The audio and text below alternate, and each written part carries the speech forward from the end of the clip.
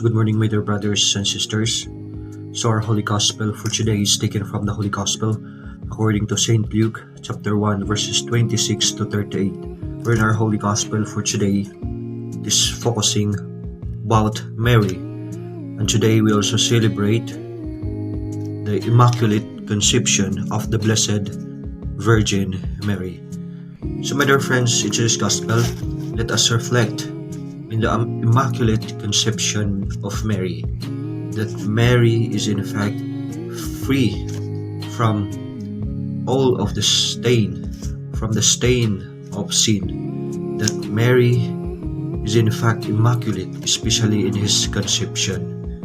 My dear friends, Mary is in fact have this kind of purity and even clean, that is without sin, just simply because of the grace of God, that she is always welcome. She is always welcoming God in her lives, and she is always welcoming the grace of God to her lives.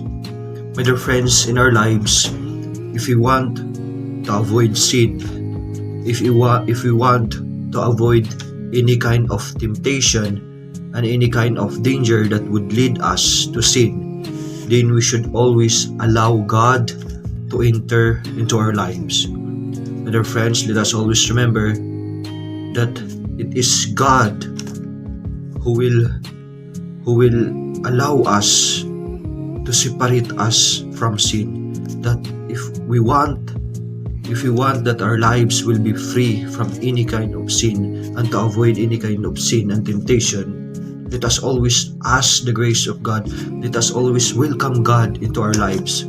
It is in fact that we are committing sin, and sometimes we are even tempted just simply because the grace of God, the presence of God, we are not allowing the presence of God to enter into our lives.